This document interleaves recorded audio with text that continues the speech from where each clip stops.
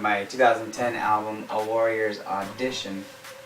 Titus came from its own entity. Anyways, V.I.P Music originally was on A Warrior's Audition. A reason why I named it A Warrior's Audition is because I was in this Bible study called Warriors, and we were all they all did like strongman workouts, and so you know how you flip tires and then you also lifted each other. Anyhow, and audition was, I named audition because I actually auditioned for the church that I was in, and I finally got into their band, but it took like 2 years before I actually got to sing or anything because I didn't know harmonies. Now I'm an expert. Anyhow, so V.I.P Music, the original track time for it was going to be, like Titus was going to be 11 minutes, so this song was going to be about 7, and then I cut it to 6, and I thought that was good, and I thought that 6 is way too much. So one of my friends said, one of my DJ friends in Canada, he said that I should do a singles collection because everyone and their mother was doing a singles collection. This is back when Michael Jackson passed away, so they made this singles collection, kind of like to re-promote him with that music.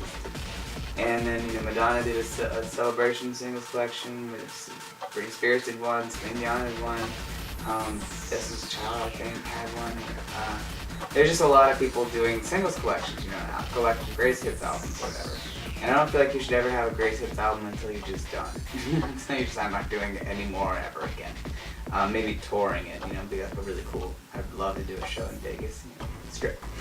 Actually, I could see myself in Broadway before I could see myself in Las Vegas, but anyways. So, V.I.P Music, I cut it down to 3 minutes some odd seconds for the remix, for the singles collection.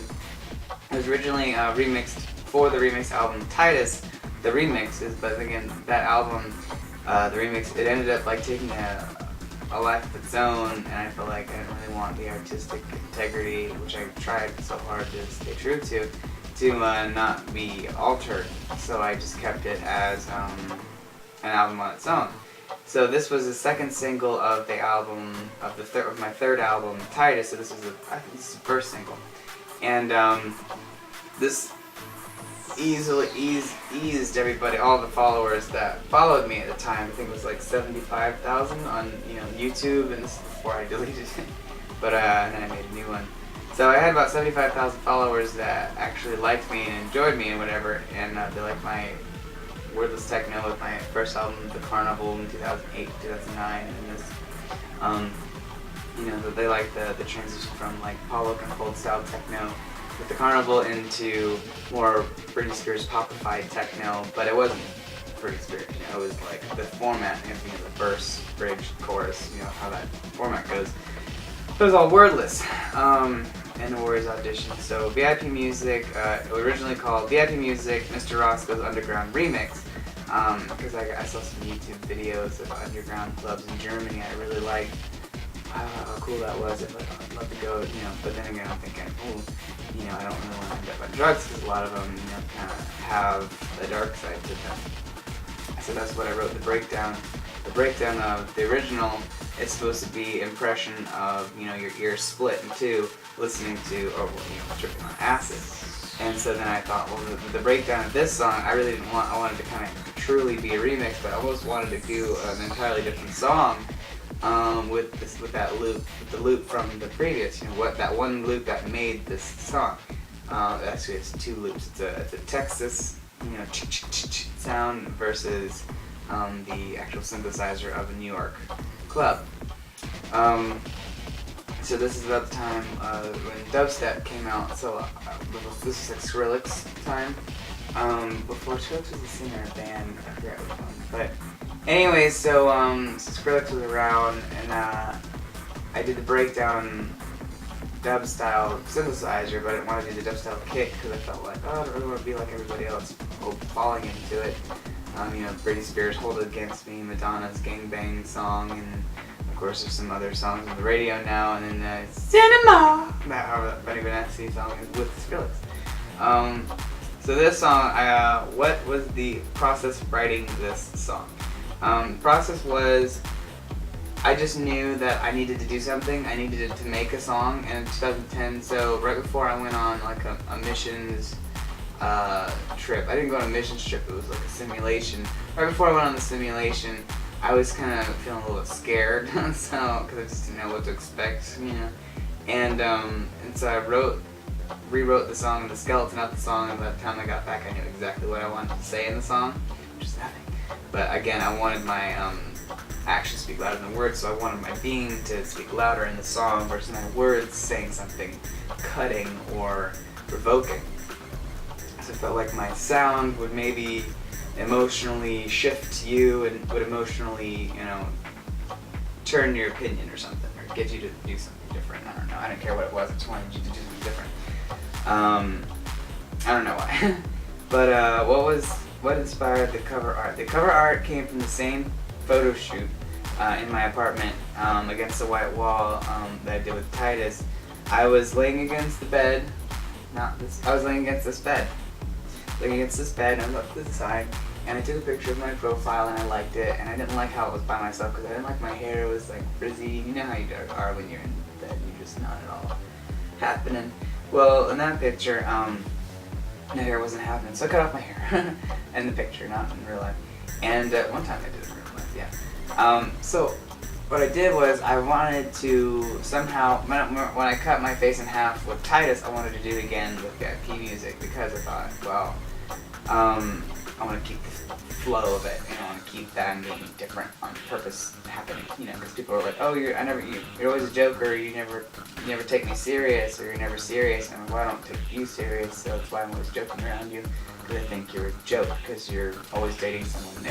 So, sounds kind of mean, but the truth hurts, I guess. So, I ended up cutting my face in half, or I didn't cut my face in half. I took the side of my face and I just glued it to the back of my head, and I thought, well, I'm a Gemini, so I want to promote that I'm funny, and I'm also deep, and it's not funny. And so I put the heads together, and then I remembered so many times in my life everyone's like, oh, you should do Broadway. I can see you doing like a Shakespearean performance, one man thing, and I thought, well, actually, that's not bad. I do that, so it's kind of fun. And I really wanted to do a one-man show about my life because I think it's funny. I think my life's funny. And anyway, so with this song, I wanted to take that happy and sad face clown mask, that are in the theater. And so I wanted to promote that I am a Gemini, to happy and sad. I'm not really happy and sad, but the happy side of me is the comedian, and the sad side would be the serious side, on the dramatic side. So if you look closely, you can see, not on my face, but on the picture, you can see my mouth bleeds down on one side and it curls up like the Joker on the other. And one side's supposed to go up and the other side's supposed to go down. And also I wanted it to be Christian, underground Christian techno. I don't think it exists, but now it does. So I thought my own way I could be cutting edge, so I have Christian techno songs without words. So I remember on the cross, how Jesus is always portrayed as like a pansy, or he's always with a dove in his hand letting it go, or he's always hanging on the cross like he's undefeated. And so like, no, I don't want that with Jesus. That's not how I see Jesus. I see Jesus more with like a bat with a giant nail through it. Like, you have something to say? That's my Jesus is tougher. So I wanted to remember that part on the cross when he was saying, forgive them for they know not what they do. So, because power of life and death is really in the tongue, so that's why there's blood coming out of my mouth in the picture. It's not real blood, it's digital. And then, on both sides it's the same amount coming out. But I just wanted to force the idea that I am two people, and I wanted to portray the both of me in that aspect. So I'm not really two people, I just have two talents that oddly work together. The comedy promotes the techno of it. So I originally wasn't going to do anything again with that picture, and then my friends reminded me of the picture from last. I was like, well, I know you as an artist too, so you're not just a singer-songwriter. He's like, you are an artist, so he's like, you should promote that, or you should add your entire art.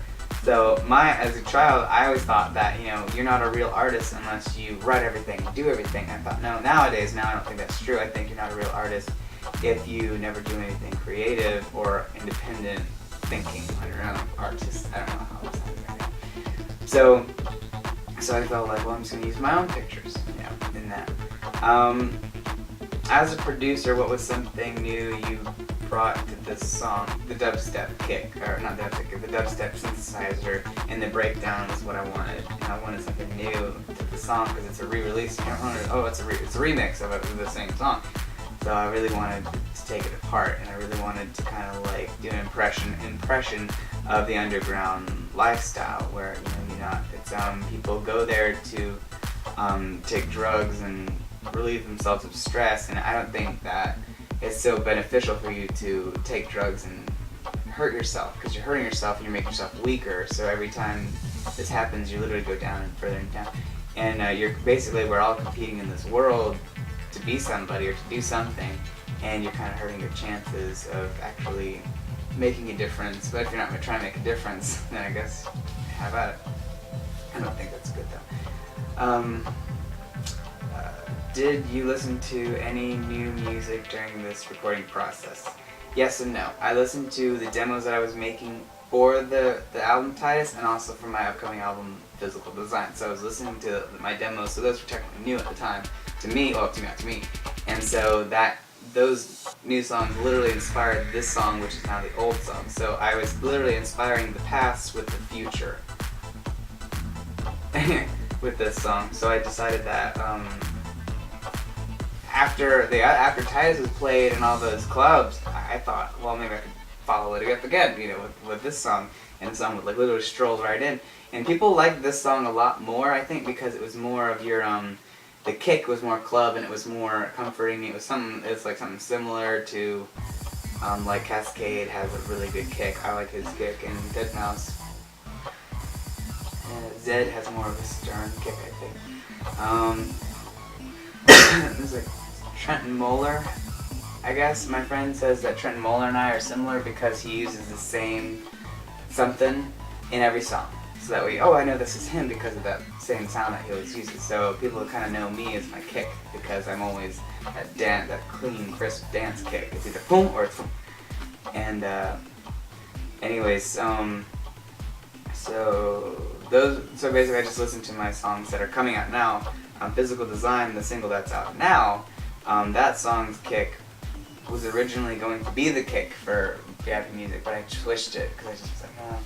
And I felt like 2011 wasn't ready for that heavy of my bass. Wasn't ready for me yet. So, anyways, I took off, the invisible persona that was gonna be for this album that's coming out now, and I put back on that same driven, relentless anger that I had for Titus, and then I eventually that was the last song. I took my hat off as a wordless techno artist, because I did several other songs. I did Adrenaline, Love Inferno, Bombastic Love, Space Ride. I did so many Rock Somebody. I did so many songs that were all wordless that I just felt like I really wanted to be a pop artist. But later on, I decided I really want to be like every other pop artist. So I took, that was like my final show, or my final song as a wordless artist, and then I went into using words to describe how it felt. So in a weird way, it's kind of bittersweet, doing wordless music. I'm not saying I'm never gonna do it again, but it's just been so long since I've done wordless that it's almost foreign for me to do it now, because all the songs I've ever written are all words now. So I don't know. I think sometimes I really do want to do like a wordless rave album, and kind of bring back what the people that used to like me a lot, kind of bring those people back into the mix. Because as soon as I did, Schizophrenic Gesture and Watch Me Burn, I kind of lost those people, and then I deleted the YouTube channel that I was using to promote with, and then because I felt like I didn't like some of their comments. So, and then I made a new YouTube channel and new music, and upload, download, delete all the time. So, that's it for V.I.P music, underground remix.